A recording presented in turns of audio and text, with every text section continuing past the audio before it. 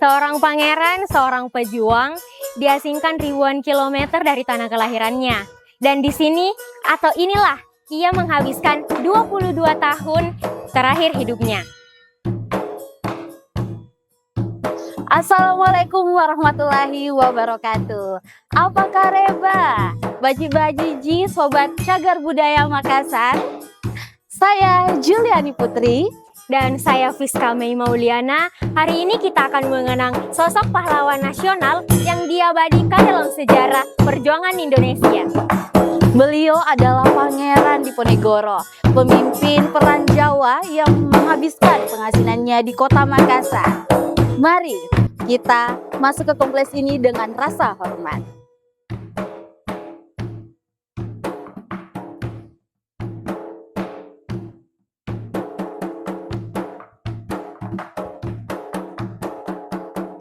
Untuk mengetahui sejarah mengapa Diponegoro ada di kota Makassar, kita harus flashback dulu ke tahun 1825, yang dimana Pangeran Diponegoro memimpin perlawanan besar-besaran melawan Belanda di Jawa. Perang Jawa berlangsung selama 5 tahun dari 1825 hingga 1830. Ini merupakan perang terbesar dan paling menguras tenaga Belanda selama ada di Nusantara. Diponegoro berhasil mengarahkan puluhan ribu pejuang pada waktu itu.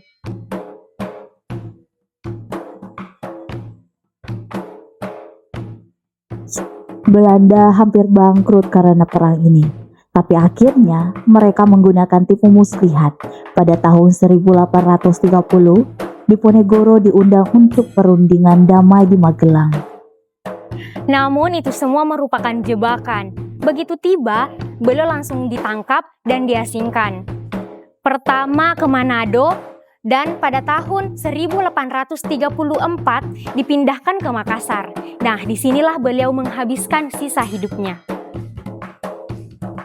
Bayangkan, perjalanan pengasingan itu dari istana di Jawa ke kapal Belanda, menyeberangi lautan hingga tiba di tanah yang sama sekali asing. 22 tahun Pangeran Diponegoro hidup di Makassar dalam pengawasan ketat Belanda, jauh dari keluarga dan jauh pula dari Jawa yang ia cintai.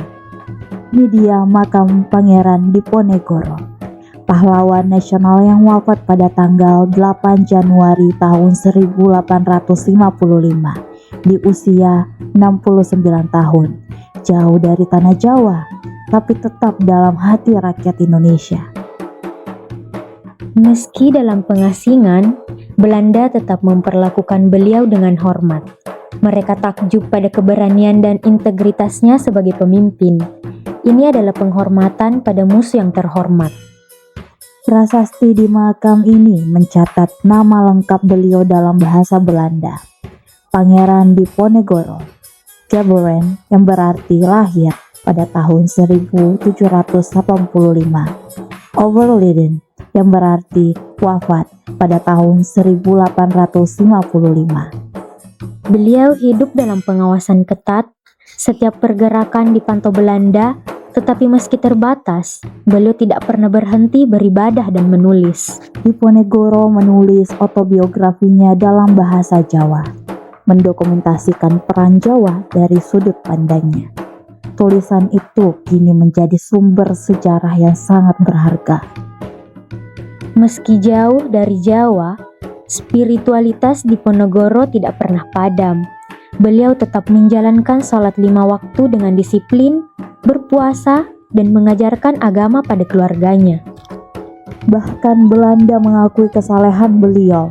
Dalam laporan-laporan mereka, Diponegoro digambarkan sebagai sosok yang sangat religius dan bermartabat.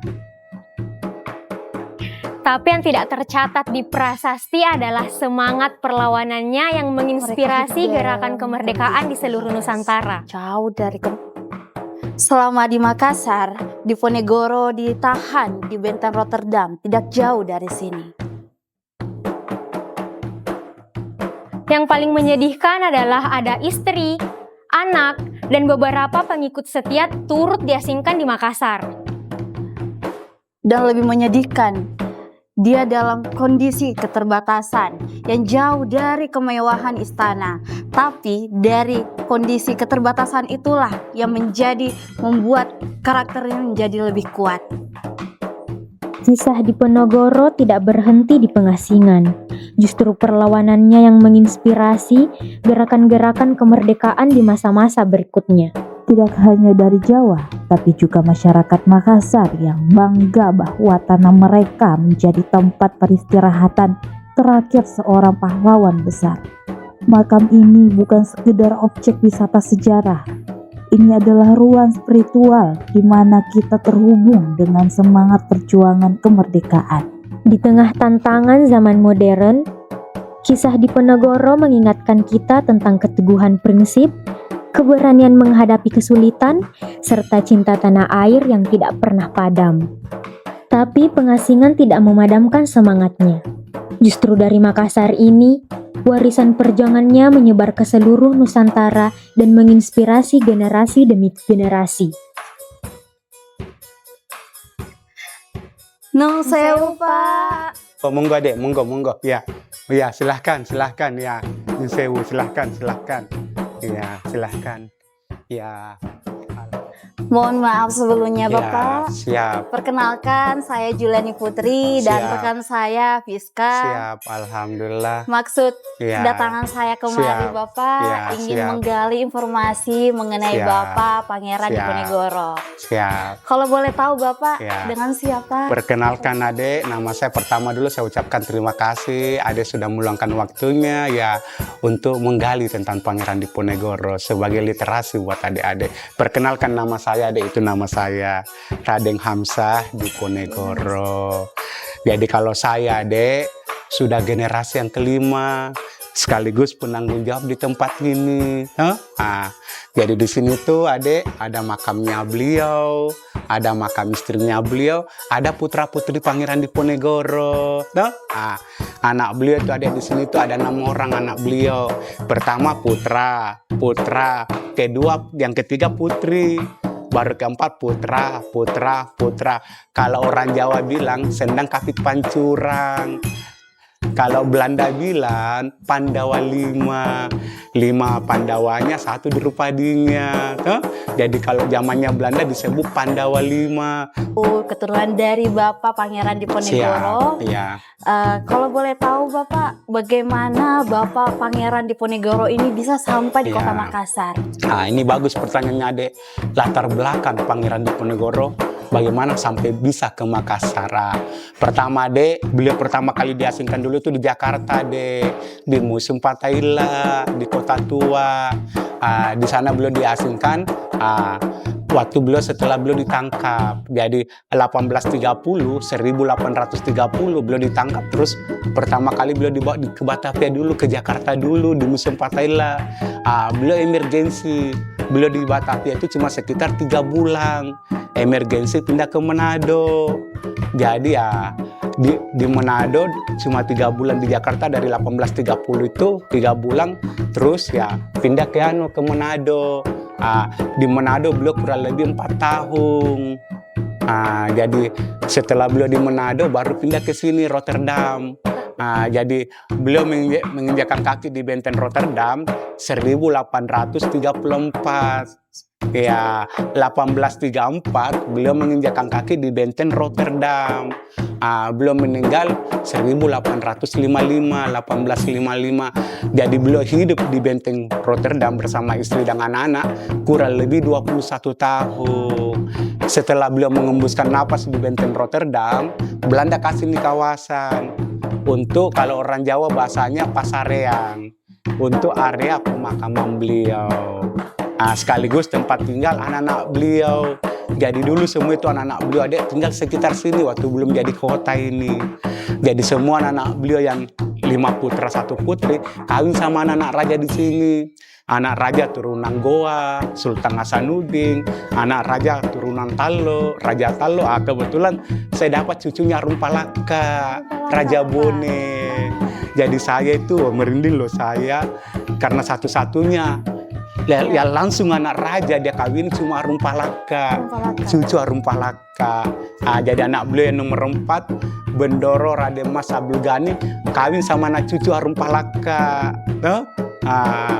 Namanya Andi Magatta, cucu dari Arum Palaka. Terus lahirlah cucu-cucu. Jadi kalau saya anak cucu dari Arum Palaka, anak beliau kawin sama anak Raja Bone. Jadi saya kalau ada orang Bugis saya bahasa Bugis lagi. Jadi itulah sedikit cerita ya anunya beliau, latar belakang kenapa beliau sampai beliau ya dimakamkan di tempat ini, karena anak-anak beliau ya artinya berasimilasi di sini, tumbuh berkembang biak loh di sini. Jadi semua anak-anak beliau kawin sama anak raja di sini, lahirlah cucu-cucu. Seperti saya sudah generasi yang kelima. Wah, betul-betul banyak perjuangan dari Bapak Pangeran Diponegoro ya Pak. Alhamdulillah, dia berimigrasi dan melahirkan anak-anak yang hebat di Kota Makassar. Tapi betul saya lihat Bapak ada kursi yang terantai di sana. Kira-kira itu apa ya? Ada makna sendiri? Ini punya cerita deh. Ya, ayo kita lihat.